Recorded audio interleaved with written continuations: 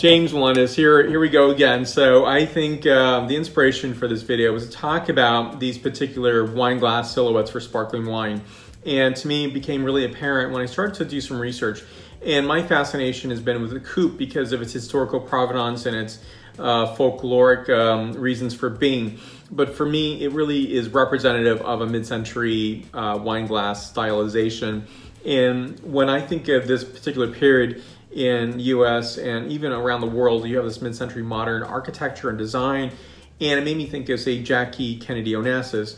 And I looked for pictures online, and you know, when you start down one path, you don't expect to either find not what you're looking for or not find enough information. And that's what happened here. So, you know, we'll talk about this glass in a moment. Ultimately, it's a Decanter magazine article that really caught my attention. So the Decanter magazine had an article in about 2014, and what I was fascinated was, should the flute right here, should this glass be made illegal? And when I hear language like that, it's obviously provocative. It's meant to be opened up and read. So reading this article about Decanter magazine's viewpoint, it really interviewed mainly people in the champagne industry, and it talked about their preferences, the for and the against. If you walked away reading the article, which I did, I didn't really get a specific viewpoint by saying it should be illegal or these are totally worthless. It was in the attempt to be balanced, it ended up being something where you're not really certain, what should I think? What is really the current on the thought of the wine glass? It really is more apparent here than, say, a red wine glass or white wine glass. Though there are some controversies with a white wine glass, that is, they're not big enough. And I go beyond that. There's problems with design. There's problems, so many problems with wine glasses. Not just sparkling wine glasses, but wine glasses in general. I'm fascinated with problems because with problems are opportunities. And you know, I'm passionate about design. I'm passionate about making optimization on every single category, every single product, including wine. Now, what I find fascinating here is that, say, these two silhouettes, I'll move these away. Now, this is a Strozziviso, very extreme flute compared to this right here, which is a Riedel stem.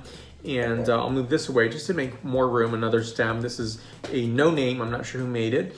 And here we have this Riedel, we have this Stilzler, and then right here is a Crate and Barrel brand glass. It's made by another manufacturer. I've talked about this glass in another video. I'll post that video right here. And I suspect it's made by Rana in Slovakia. Tulip, coupe, and flute. And so I'll post that article that I wrote about this wine glass down below, or set of wine glasses. And when I started to write about it, I started to think about mid-century modern, such as this glass here. This wine glass here, it is thought of as being created in France and modeled after, say, Madame de Pompadour or maybe Queen Marie Antoinette. In fact, it's folkloric. So it was created in England in 1663. We know that, but we don't know, say, anything about the flute. We know it's created in the 17th century. I cannot find any source material to say who created it and where it was created. Suspicion might be England, since England was a big buyer, and still is today, of champagne. Now, for me here, this is a really romantic glass. It really evocates this delicateness, this absolute beautiful architecture to wine glasses. You can look at wine glasses during the period and they didn't all look like this. And so Revolution, the first purpose-driven wine glass for this style of wine, that is sparkling or champagne or Prosecco or Cava or whatever it might be.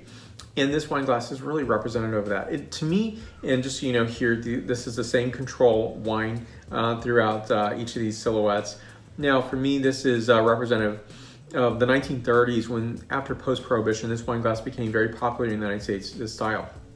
And it was something that you would see in pictures in, say, the mid-century modern photography or documentation. There's one picture, which I have in this article, again, down below, you can read that article, is Jackie Onassis drinking from this. I think it was Jackie Onassis versus, say, Jackie Kennedy, based on hair, and she looks a little older. If you look at the American view of wine, it can be very conservative. It's probably the most conservative of all wine countries in the world, because people ended up saying or believing that, you know, because of prohibition, there's a sense of guilt. You go to England or you go to the continent of Europe, and there's not the same sense of guilt on alcohol that there is in the United States.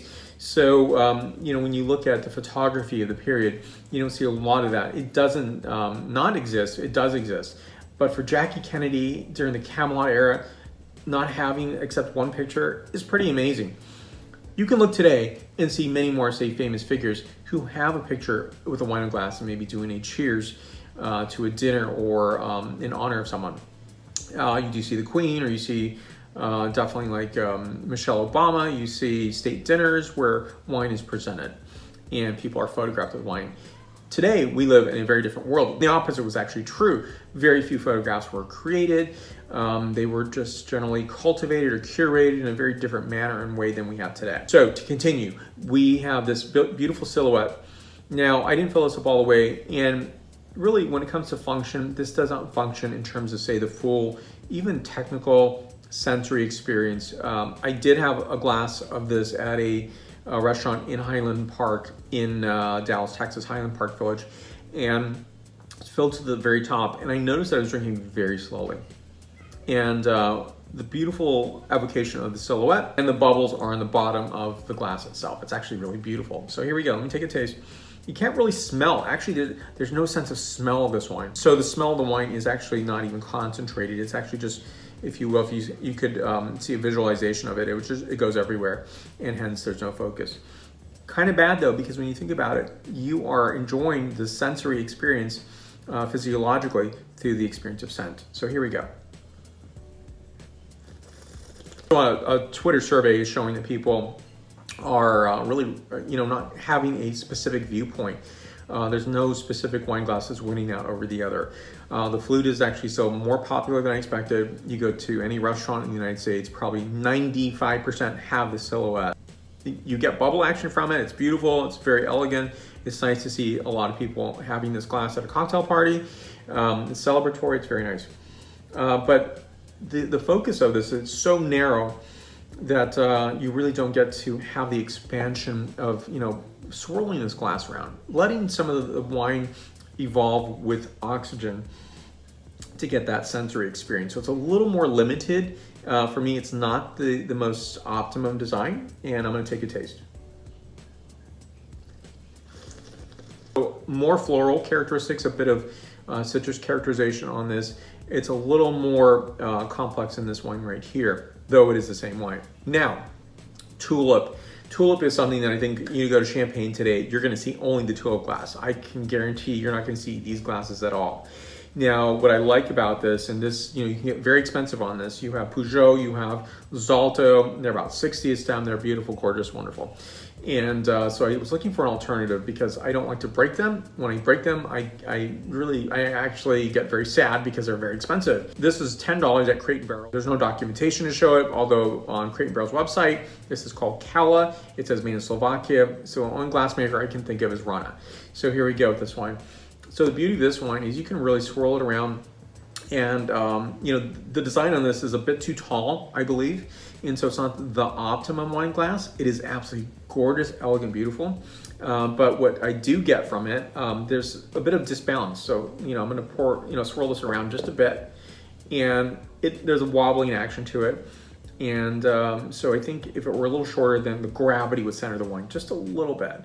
So on this, I think I get a more focused scent characterization on this right here, so I'm going to taste this wine next.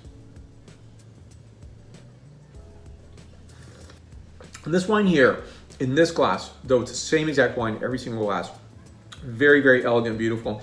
And on this, it's a sense of creaminess, a texture as well. It's a Blanc de Blanc, by the way, domestic, California. There's a sense of creaminess, minerality, quince notation, a bit of floral notation, citrus notation as well, and pine nuts. So I get the earthen quality to this wine. This is the wine silhouette, in my opinion. Now, I'd like to know your thoughts. I've talked a lot about this, and if you get a chance, read the article. I'd like to know your thoughts on the subject matter. So stay tuned for more. Santé.